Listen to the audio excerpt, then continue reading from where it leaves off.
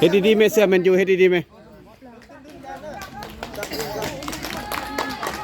บ่ได้มุมนี้บ่ได้ขออนุญาต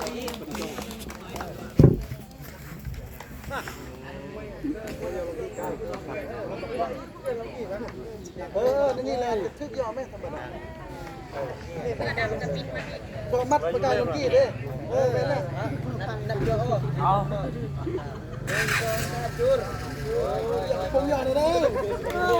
มันเยอะเลย